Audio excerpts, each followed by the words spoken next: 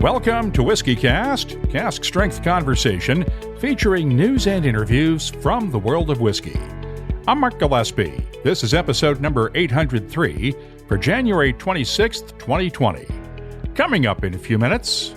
Why would you consider a whiskey maker or a distiller to be different to a musician or a writer or someone in sort of more traditional artistic fields? And I think once you look at it like that, then it opens up into all sorts of sort of interesting avenues. You know, music and writing and whiskey in Scotland have gone hand in hand.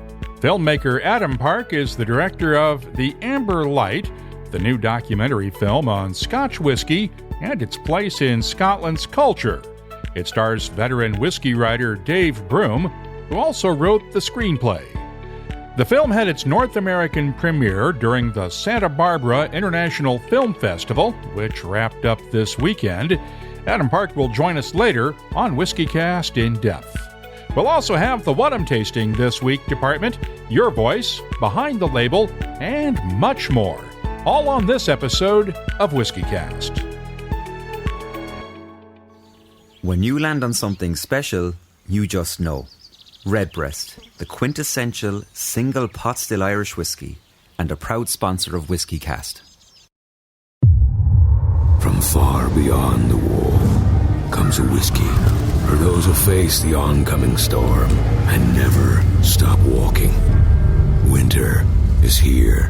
White Walker by Johnny Walker. White Walker by Johnny Walker. Blended Scotch whiskey, 41.7% alcohol by volume. Imported by Diageo North America, Norwalk, Connecticut. Please drink responsibly. Let's get started with the news. It's brought to you by Heaven Hill Distillery. And as usual, we need to start off with the politics of whiskey. No action this week in Washington on the Trump administration's proposal to add more European goods to the 25% import tariff imposed last October, and possibly raise that tariff on single malts from Scotland and Northern Ireland. Last time around, we heard from Distilled Spirits Council and Scotch Whisky Association executives on their mission in Washington to persuade U.S. officials to ease up on the whiskey industry. They'll be in Brussels this week to meet with European Union officials and urge them to do the same thing with tariffs on American whiskeys. Last time around, Graham Littlejohn of the Scotch Whisky Association told us that the tariffs have caused several smaller Scotch whisky companies to pull out of the U.S. market for now, without naming any names. We now know of at least one distillery in Scotland affected by the tariffs. The Wall Street Journal's report on the impact in Scotland this week noted that Speyside Distillery had its latest order for Spey single malt canceled by its U.S. importer, and is now sitting on around $130,000 of whiskey that it cannot move easily. Remember, the U.S. is one of only two countries that requires whiskey to be bottled in 750 milliliter bottles instead of the European and global standard 700 ml bottles. While Canada and a few other countries will accept either size, that makes it difficult for distillers to just take a canceled U.S. order and move that whiskey into other markets. Speyside Distillers Managing Director Patricia Dillon was unavailable for an interview this week. Now, we've lost sight of Brexit just a bit with all of the recent talk about tariffs and the aircraft subsidy dispute that led to the U.S. single malt tariff. But this Friday, the Brexiteers will finally get their way when the UK leaves the European Union. While British Prime Minister Boris Johnson has said the UK will drop that European tariff on American whiskies immediately, don't expect a similar response from the U.S. That's because the U.S. tariff on single malts was imposed after the World Trade Organization ruled that the UK and other European nations gave unfair subsidies to Airbus over the last 15 years. Whether it's in the EU or not, the UK is still on the hook for that penalty, since it was one of the countries that provided loan guarantees and other assistance to Airbus. Those U.S. tariffs imposed last October were crafted to primarily target exports from the UK, along with Germany, France, and Spain. We did see one compromise between the U.S. and Europe this week, specifically France. The two countries agreed to take the rest of 2020 to discuss their dispute over France's so-called digital tax that targets tech giants like Google, Apple, and Microsoft. The Trump administration had threatened to impose a 100% tariff on French wines and other exports if the French tax plan took effect. The Macron government in Paris agreed to delay implementation until at least the end of this year while the two countries talk. However, let's get back to the UK, which wants to impose its own digital tax as a temporary measure until an international agreement can be reached on taxing online businesses. U.S. Treasury Secretary Steven Mnuchin said this week at the World Economic Forum in Davos, Switzerland, that would lead to even more tariffs on UK exports, and said President Trump would discuss it directly with Boris Johnson. In other news, we are now starting to get details on the impact of Australia's devastating bushfires on the country's whiskey producers. While a number of wineries and vineyards have been burned, no distilleries have been hit yet, but there have been many close calls.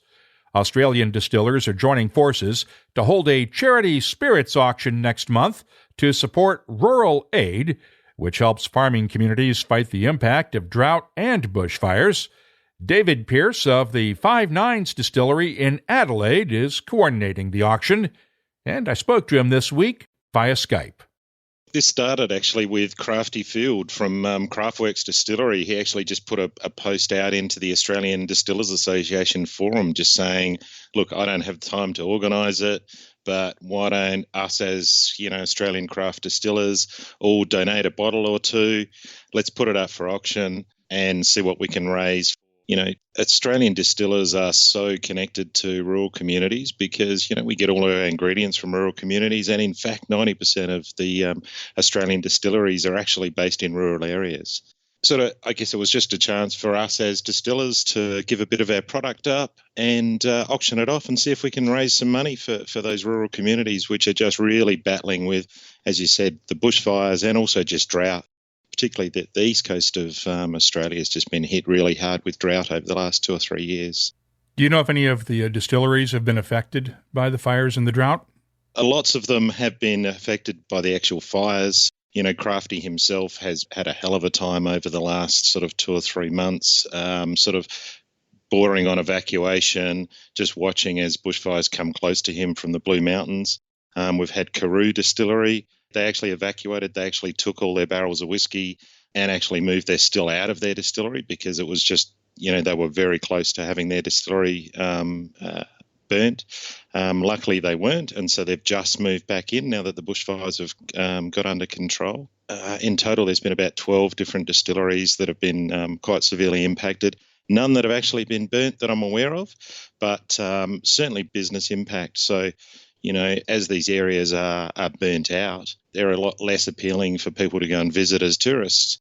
And these distilleries rely on their cellar door trade and people coming through their door and buying their products. So I encourage people, other than sort of the spirits auction that we're doing, people to actually just get out and visit these communities and help support them, because if they don't get their tourist trade, they're really going to struggle financially.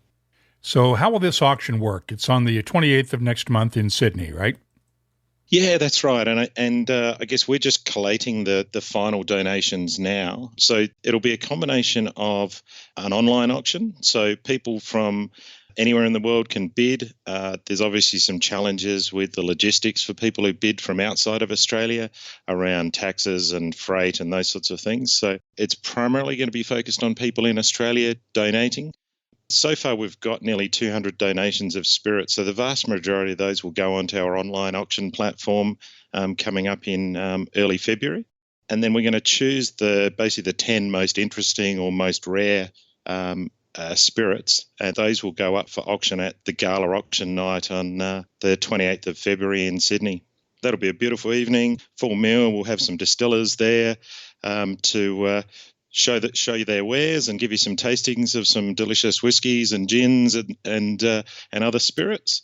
And then we'll auction off these really interesting items. And so probably of most interest for your audience, which is primarily whiskey lovers, but I'm sure there's some other spirit lovers there as well. We've actually had nearly 500 litres of whiskey new make spirit donated from about 14 distilleries so far, and that number's increasing every day. And so we're going to take that spirit, and Bill Lark, who I'm sure a lot of your listeners will know, Bill Lark, if they're interested in Australian whiskey, sort of the godfather of modern day Australian whiskey down in Tasmania. He's volunteered to basically take all this new make spirit from these 14 different distilleries and blend it. And then we've had some amazing donated casks from one of the cask suppliers here in Australia called Round Oak Barrels. Put it into these barrels, and then he will mature it for the next number of years until it's ready for bottling. So we're gonna auction off full barrels of whiskey, and we'll have various different sizes. Those sizes we're still working out the details of. But if whiskey clubs want to get this sort of once in a lifetime true Aussie spirit with this blend of spirits from all over Australia, it'll be I'm sure it'll be a very delicious drop, especially with Bill Lark taking care of it. Any kind of experiences or anything else, distilling sessions or master classes or anything like that you're going to offer up to? Yeah, look, there's some amazing experiences that have been offered. So what we've been trying to find is things that are unique that these distilleries can offer. So, for example, Bill Lark himself offered a bottle of whiskey from his personal archives. It was actually distilled by his daughter many years ago. He's kept it in his personal archive, and he's given us a bottle to auction off. But there's also, my distillery, Five Nines Distilling, has donated an experience to become a whiskey distiller for a day. So, you and three friends come and work with us. You can mash, you can distill, you can do the spirit cuts with us, be a true whiskey distiller for the day, and then come and spend some time in our bond store and taste some of our aging whiskies. Backwards Distilling have offered us a similar experience with becoming a rye whiskey distiller for a day. We got similar experiences that have been offered by a number of other different distilleries around Australia that people can bid on, especially if they're planning to travel down to Australia. Alchemist Events have also donated 40 tickets for 2 different sessions across Melbourne and Sydney. They've got some of the oldest and rarest Australian whiskies. They've got, I think, 5 bottles of some really old and interesting rare whiskies, and they're going to do tasting nights for us as well. So, yeah, some great experiences people can come and bid on. We've posted a link to the Aussie Spirit Auction website in our show notes for this episode at whiskycast.com. The online auction opens this coming weekend on February 1st. The gala is on the 28th in Sydney. Lots of new releases to talk about this week. Irish Distillers is out with the 3rd release of its Middleton Dair Ghaelach whiskey finished in Irish oak. This time, the wood for those barrels came from trees harvested from the Brabazon family's Knockrath estate in County Wicklow. After they were air-dried for 15 months and coopered into barrels at the Antonio Paez cooperage in Spain, the casks were filled with Irish pot-still whiskies ranging from 13 to 26 years old and left to sit for another 2 years or so. The cask-strength bottlings will be available in Ireland, the UK, France, the US, and China, with a recommended retail price of €310, which converts to around $342 a bottle. The US pricing for 750 ml bottles has not been announced. Tomatin has released the 4th whiskey in its Warehouse 6 collection. The 1977 was matured in a Sauterne wine cask and is the first Tomatin release of its time. Only 390 bottles will be available worldwide. The recommended retail price, £3,000 each. That's around $3,900 at current exchange rates. Weems Malts is marking its 15th anniversary this year and is releasing a 30-year-old Bowmore single cask bottling for members of its Cask Club. It's priced at around £600 a bottle. That's about $785. On the rye whiskey front, Heaven Hill is out with its new Elijah Craig Straight Rye. We mentioned this one back in October when it was announced, and it's now available only in Oregon, Georgia, North Carolina, and South Carolina for now. The price tag, $29.99 a bottle. And Proximo Spirits is releasing its first new Tin Cup whiskey in a few years. Tin Cup Rye is a 3-year-old rye whiskey distilled at MGP in Indiana and cut with Colorado Rocky Mountain water. It's also priced at $29.99 a bottle. And I'll have my tasting notes for both of them soon at the WhiskyCast website. And speaking of tastings, the Scotch Malt Whisky Society announced this week that it'll be opening a members' room in Glasgow, Scotland for the first time. The Society has 2 locations in Edinburgh and 1 in London. The Glasgow location will open in March on Bath Street near Queen Street Station. Finally, we have another passing to report in the whiskey industry. Frank Bobo died on January 15th at the age of 90. He was the 5th master distiller at Jack Daniel's in Tennessee from 1967 until 1989, when he retired and turned the keys over to Jimmy Bedford. Frank's grandson Chris Fletcher is currently the assistant master distiller at Jack Daniel's, working under Jeff Arnett. Please join us in passing along our condolences to Frank Bobo's family and friends. You can keep up on the latest whiskey news all week long at whiskycast.com. The news is brought to you by Heaven Hill Distillery. Larceny Bourbon's heritage goes back to the days when Treasury Agent John E. Fitzgerald was patrolling the rickhouses of Kentucky, not just for the feds, but also for himself. He was stealing a taste of some of his favorite barrels of wheated bourbon on the side. Today's award-winning Larceny Bourbon has that same soft, smooth character Fitzgerald loved. Look for 92 proof Larceny Bourbon at your local retailer, and be on the lookout for the new Larceny Barrel Proof. Find out more at heavenhilldistillery.com. Think wisely, drink wisely. Don't forget, there's still time to enter your whiskey club in our Whiskey Club of the Month drawing. On the first episode of each month, we select a whiskey club as our Club of the Month. They receive 24 WhiskyCast Glencairn glasses to use at their club tastings. All you have to do to enter is use the contact form at whiskycast.com to get in touch with us and tell us a bit about your club. If you have a website or are active on social media, we'll be glad to add a link on our Whiskey Clubs page at the website, too. And thanks to Glencairn Crystal for supporting the Whiskey Club of the Month. Time now for the WhiskyCast calendar of events. Bourbon Hall of Famer Freddie Johnson of Buffalo Trace is the featured guest at the Kentucky Derby Museum's Bourbon Masters Series this Thursday night.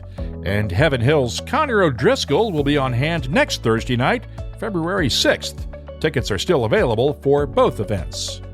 This coming weekend brings us Hansa Spirit 2020 in Hamburg, Germany, along with the Whiskey Global in Vancouver, British Columbia, Whiskey Live in Bangkok, Thailand, and the Maltmania Summit in Tokyo.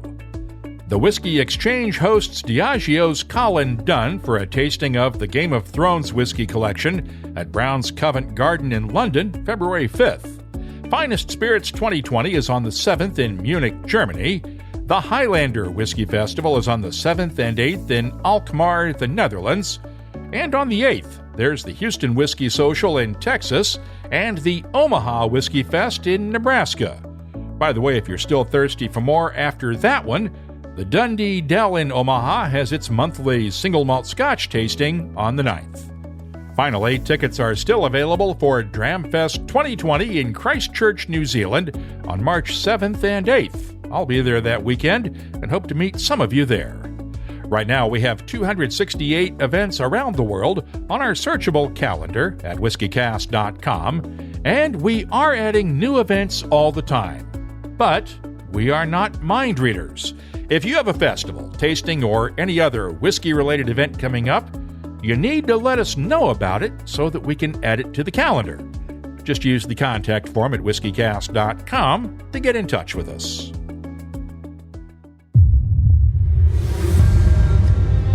From deep in the north, far beyond the wall, the howl of the frozen wind brings word of something new. A whiskey from the land of always winter, for those who face the oncoming storm and never stop walking. Winter is here. White Walker by Johnny Walker. White Walker by Johnny Walker. Blended Scotch Whisky, 41.7% alcohol by volume. Imported by Diageo North America, Norwalk, Connecticut. Please drink responsibly. WhiskyCast In Depth is brought to you by Mortlock. The Amber Light is the latest film to put Scotch whisky into its proper context and place when it comes to Scotland's culture. It stars our good friend Dave Broom, the longtime whiskey writer and master of the Quake, and he also wrote the screenplay. Filmmaker Adam Park directed the movie, which treats Scotch whisky as an art form alongside writing, music, and other exercises in creativity. The Amber Light made its debut in Scottish theaters last November and was nominated for Best Documentary Feature Film at the Edinburgh International Film Festival. It had its North American premiere this month at the Santa Barbara International Film Festival, and let's listen now to a brief clip as Dave Broom and author Ian Rankin talk over drams at the Abbotsford Bar in Edinburgh. When I was at university, there was quite a thing for the Caledonian anti-syzygy, being where extremes meet, in McDermott's phrase. So it's that kind of tension between polarities. It's in all of us, this Jekyll and Hyde, this tension between doing good and breaking the rules. It's fun to break the rules. It's fun to be Mr. Hyde. It's fun to make up your own rules for living and not have to live by society's rules. Do you think that anti-syzygy thing is a peculiar Scottish phenomenon, or do we just think it is because we're Scottish? It permeates our literature in a way that I don't see in other cultures, specifically literature. I think that notion of the divided self is everywhere in Scottish poetry and fiction and drama. Maybe it's peculiar in some ways to smaller countries that feel smothered by bigger cultures next door to them. But I do think that there's a darkness in the Scottish soul. You've got long dark nights, right? Long dark nights when we just tend to sit and brood. We brood, we drink whiskey, and we read books. Yeah. That's from The Amber Light, written by Dave Broom and directed by Adam Park, who joined me on the phone from the Santa Barbara International Film Festival in California this week. This really seems like almost a labor of love. I know that a lot of independent films are, but this seems even more so than most. That's kind of you to say. I mean, I think, I had met Dave and was looking for a feature film project to work on, and I'd done a lot of sort of food and drink sort of journalism prior to meeting Dave. I'm a filmmaker by trade, but was sort of moonlighting as a food writer. So, we'd spent an afternoon together and I had a great time. And I sort of I walked away just knowing there was an amazing story to tell about whiskey. Not so much about process or how it's made, but why people drink it really, and why was it made in Scotland, and try and get a bit of that enjoyment of being in a pub and listening to music and having a couple of drinks and trying to get that across in a form of a documentary, A lot of our listeners will be very familiar with Dave's work, and we're speaking of Dave Broom, of course, but I think this is probably one of the few times he's done a film-type project.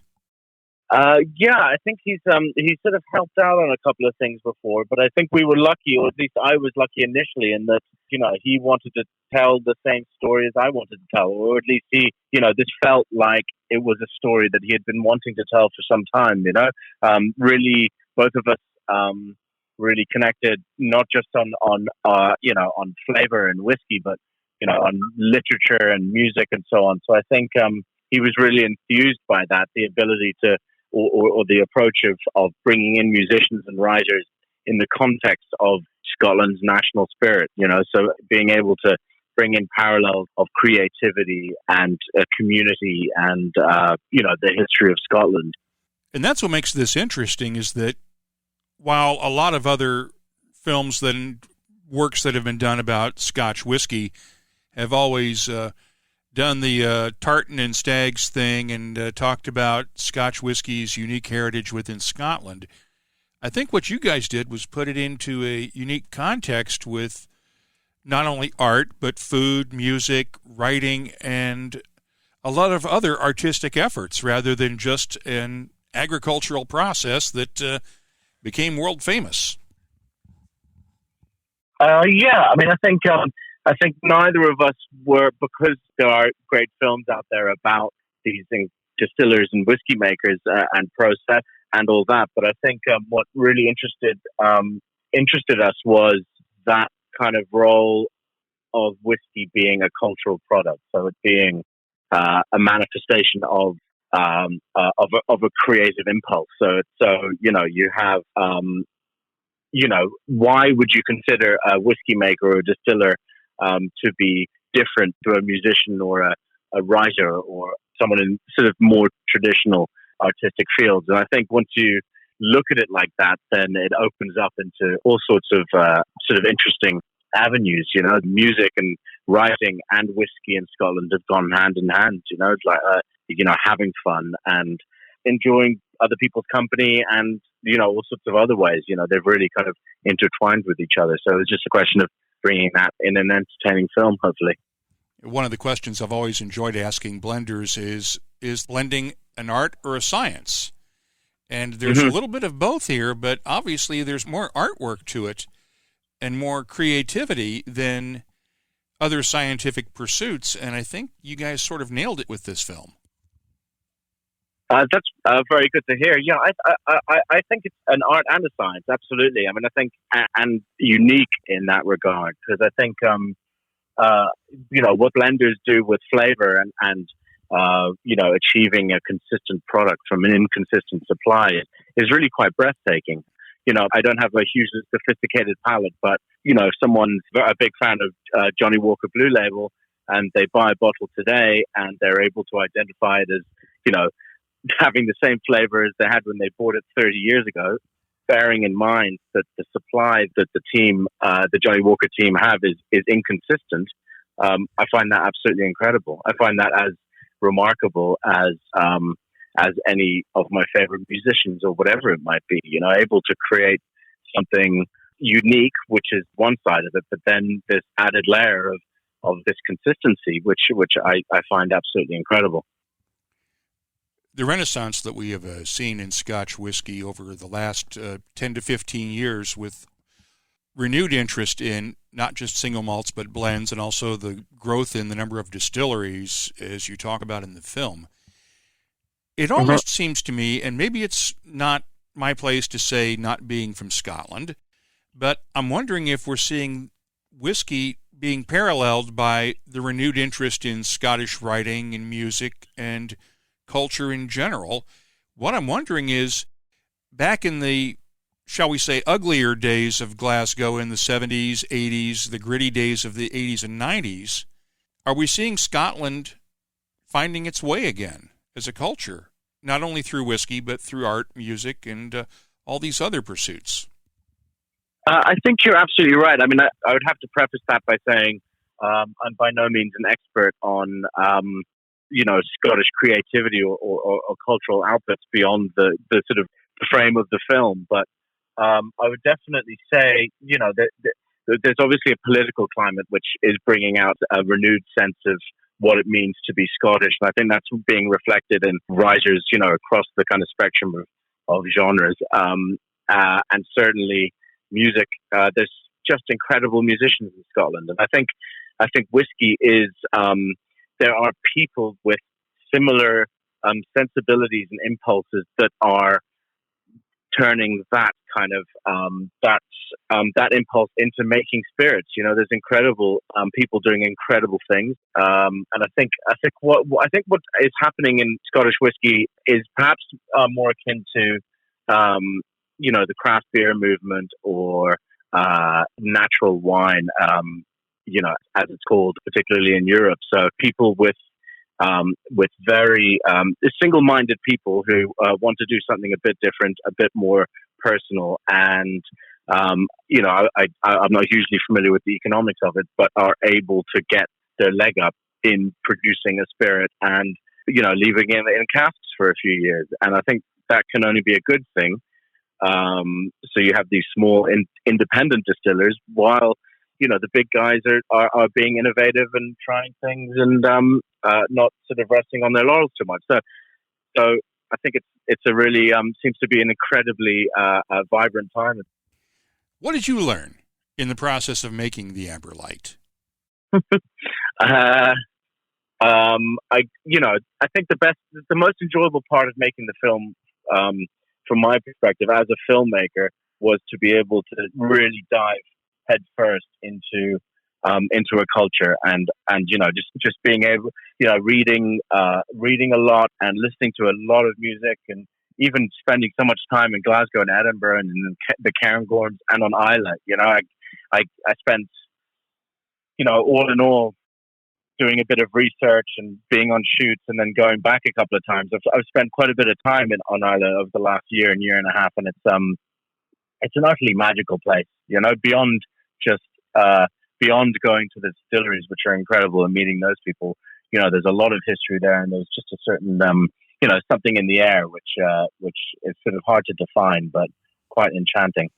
No, I'd agree with that. I would live on Islay in a heartbeat if I could. It's just a very special place. As long as you don't mind a little bit of poor weather, then you'll get on just fine, I think. Yeah. Well, the poor weather is what gives us the whiskey. It's what makes it unique. It's fine. Indeed, yeah, absolutely. Tell me about the Kickstarter campaign that helped fund the production, because I remember we talked with Dave at the time this was getting started, before you started filming, and you were raising the money for it. And a lot of your friends and Dave's friends and people we know throughout the industry show up in that list of Kickstarter donors.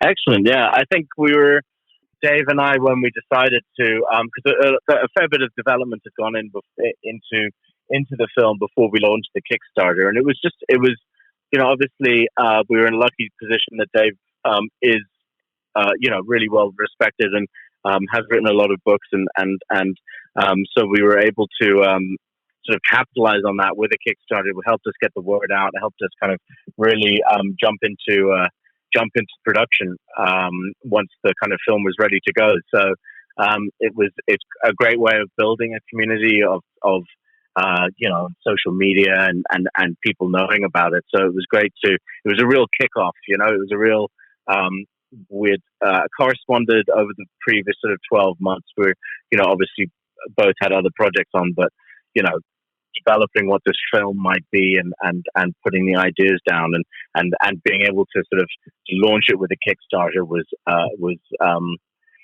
just a fantastic opportunity and a fantastic result. I think at least I'm sort of reasonably patient, so Kickstarter kind of helps. Is a quicker process than going through other kind of ways of getting films made. Do the donors get a blooper reel as part of their rewards? They certainly could do. I think we've got some good material for a blooper reel, but I hadn't actually considered it.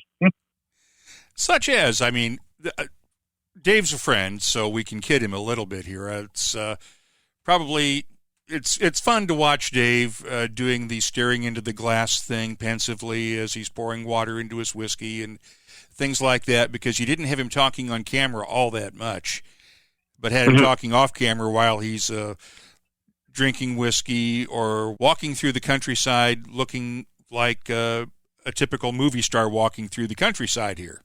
He does have that look, doesn't he? Yeah. How was it working with him as a talent, as an actor, and having to get him on camera? He's incredibly generous. I mean, there was it was a comparatively easy shoot, easy process. He was up for most things. If having him sort of pensively sip a dram at the bar is not something that comes instinctively to him.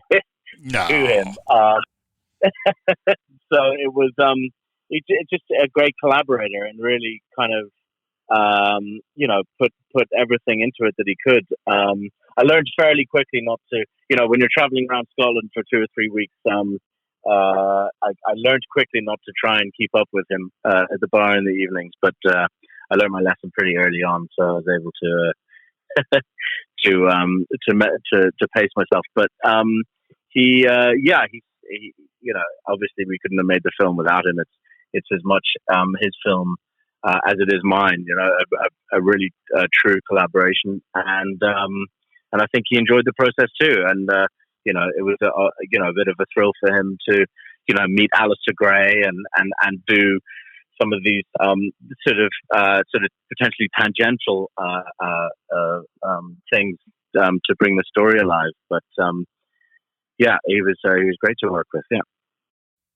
Along with Alastair Gray, you had folks like Ian Rankin, Alan Winchester from the Glenlivet, our old pal Stephen Marshall, who's got a new project now that I actually found out about from watching The Amber Light, because I hadn't heard what Stephen was doing with his new project until I saw what you were doing with it. But a lot of old friends in this film, and really good storytelling.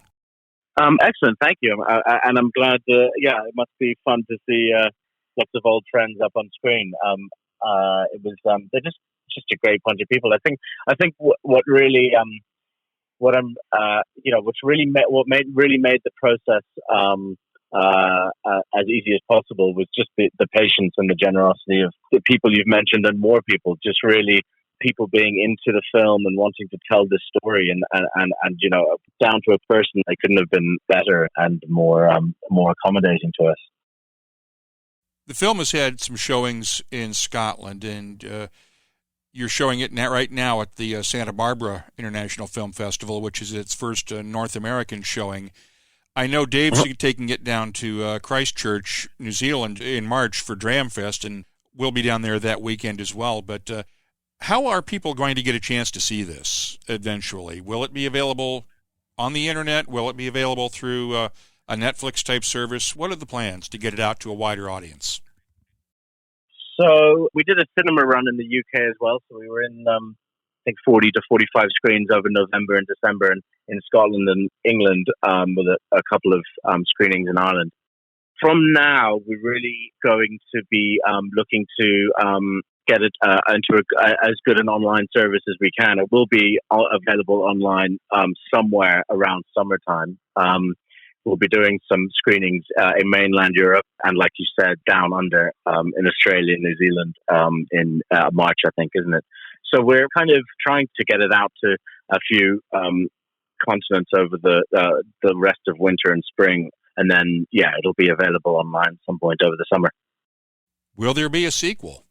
I think there's great scope for a sequel. Just taking the same kind of approach and seeing what happens here in America or in Japan, or maybe looking at different spirits like rum. So I think there's a lot of scope for taking the approach and just kind of shifting the gaze a little bit, shifting the approach or the location or whatever it might be. So, and I think Dave and I enjoyed working together very much, and people seem to like the results. So hopefully people have been really positive about the film, and it's been a real joy for people to see it and react so strongly to it, So I really appreciate, people like yourselves who gave a bit of a push at the beginning of the Kickstarter campaign and, helping getting the word out there.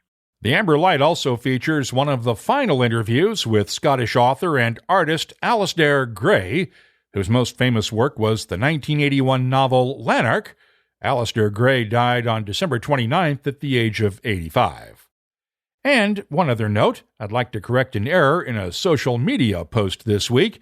I posted a still photo Friday from the movie that shows Dave Broom filming an interview and said that he was talking with Alastair Gray. In fact, Dave was doing the interview with Lord Elgin, who, as Dave was happy to say on Instagram, is very much alive. And I apologize for the error. Now, to answer the many responses that popped up on social media after that post, there are no other screenings of The Amber Light scheduled in North America as of now, but the film's producers are hoping to change that. We'll keep you posted if it changes, and when The Amber Light becomes available to stream online. Thanks to director Adam Park for joining us this week on WhiskyCast In Depth. It's brought to you by Mortlach, whiskey's best-kept secret, hidden away for decades in some of the world's most famous Scotch whiskies. Comes a single malt inspired by an original for a fortunate few. Discover the entire Mortlach lineup at malts.com. The What I'm Tasting This Week department is brought to you by Sagamore Spirit. 3 years ago, we reported on Distillers' plans to shut down the Tobermory Distillery on Scotland's Isle of Mull for an extensive renovation and expansion project. The team was also taking a look at Tobermory's range of whiskies during that period, and even before the distillery fired up last summer, they'd made the decision to replace the venerable 10-year-old with a new 12-year-old Tobermory single malt. It's matured in ex-bourbon barrels and bottled at 46.3% ABV. The nose has notes of peaches, plums, orange marmalade, honey, and just a touch of flintiness. The taste is fruity with a hint of spice. There's orange marmalade, peaches, and pineapple, balanced by touches of ginger and allspice. The finish is long, fruity, and vibrant, with a subtle tartness, and I'm scoring the Tobermory 12-year-old single malt a 93. Inverhouse celebrated the 125th anniversary of its Knockdhu distillery in Aberdeenshire with a pair of special releases of its Anach single malt, one heavily peated, the second a 16-year-old cask strength edition.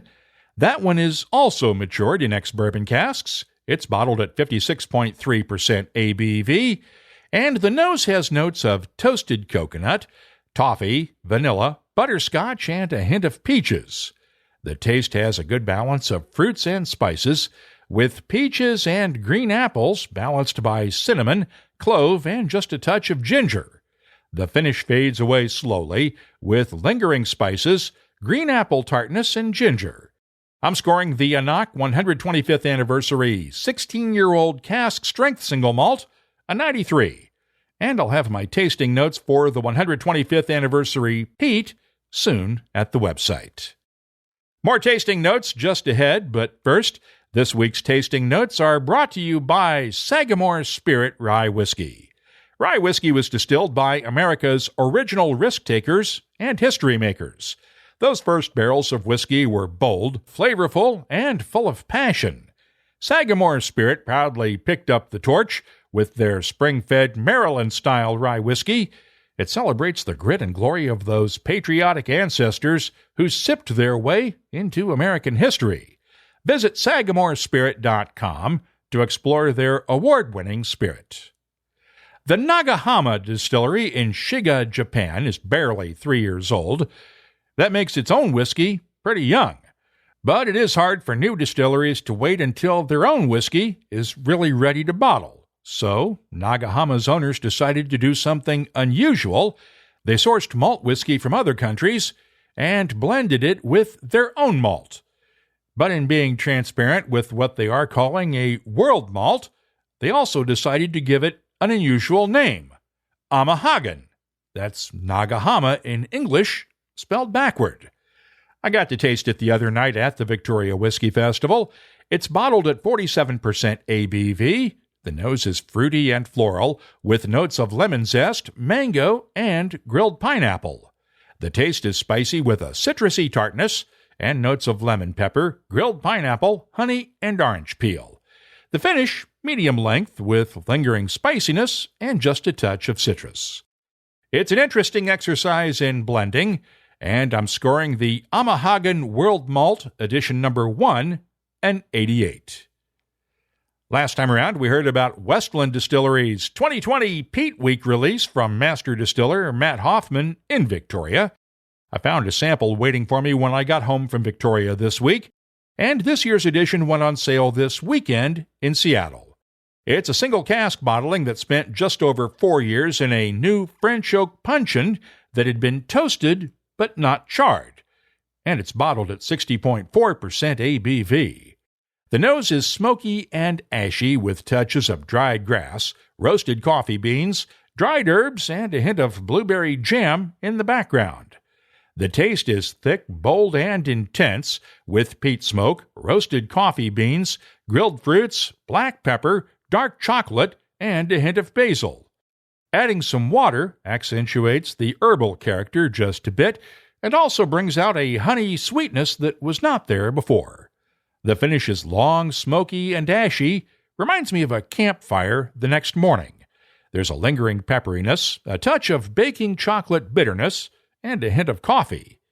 I'm scoring the Westland 2020 Peat Week edition a 92. The What I'm Tasting This Week department is brought to you by Sagamore Spirit Rye Whiskey. I'll be adding these tasting notes to our searchable list of nearly 2,800 different whiskeys from all over the world. Check it out today at whiskycast.com. The search never ends, but it's nice when you can come in for a landing, pause and explore the silky smoothness of single pot still Irish whiskey, matured in the finest bourbon and Oloroso sherry casks. Land on Redbreast, then be sure to pass it on. Proud sponsor of WhiskyCast. Time now to open up the inbox for Your Voice, presented by Lot 40. It's nice to see that some of you are paying attention. I'm kidding, of course, but Whiskey Ben at Ben Outlook Music tweeted this to us the other day. I'm at Target right now, this very moment, and the theme song for WhiskyCast is playing in the electronics section over an ad for a book. Is the music for your show not exclusive to you?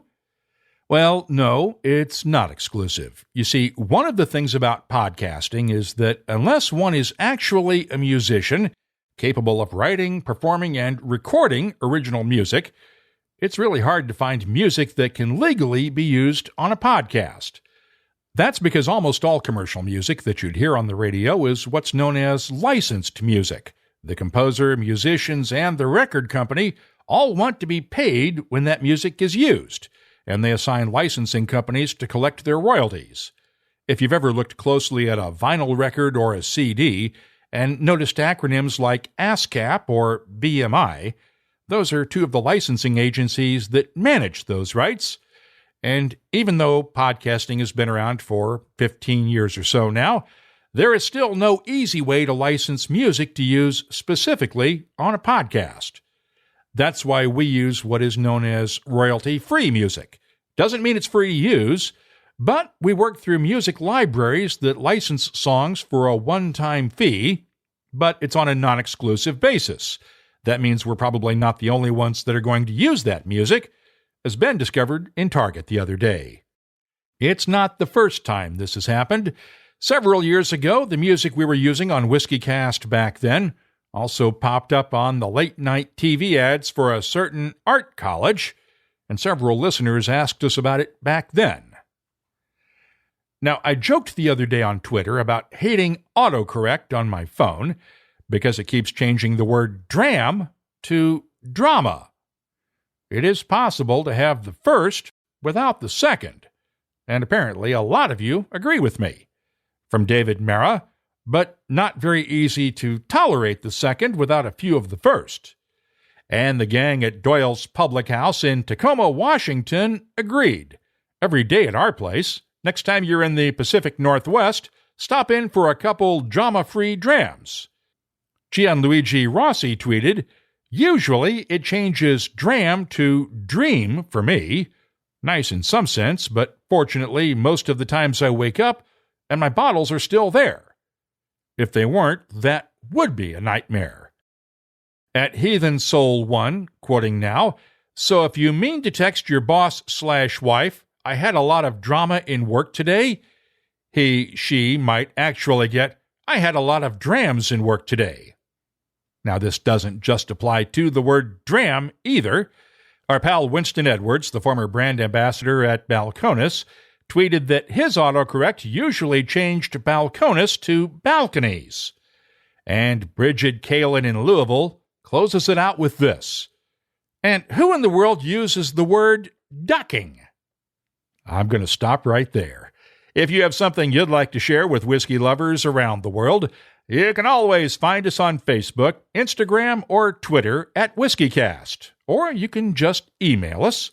The address is comments@whiskycast.com. Your Voice is presented by Lot 40, Canada's 100% pot still rye whiskey. Lot 40, unapologetically Canadian. Please drink responsibly. Let's close out the show now with Behind the Label, our look at the history, science, and all the other things that make whiskey unique. It's brought to you by Writer's Tears. Mike Simpson of Edmonton, Alberta, posed an interesting question for us on Twitter this week. Here's what he asked. Does one need a chemistry degree to become a whiskey maker, or can it just be a mad scientist that puts ingredients together to form their own palatable whiskey? Cheers! Well, Mike, the whiskey world has benefited from generations of those so-called mad scientists. Keep in mind that it's really only been in the post-World War II era when going to college became commonplace. Before then, most distillers learned their craft on the job by working under older distillers. For instance, Jimmy Russell and the late Parker Beam never went to college, nor did many of the distillers in Scotland or Ireland back then. Remember, the basics of distillation are, well, pretty basic, and they are something you'd be able to pick up on in a high school chemistry class. That does not mean one could make a palatable whiskey with just a high school chemistry class, though. Part of the reason we have so many good whiskeys today and so few bad ones is that more people are entering the field with degrees in chemical engineering, chemistry, and other sciences. That training helps them tweak the processes of mashing, fermentation, and distilling to not only make good whiskeys, but make them consistently over and over again.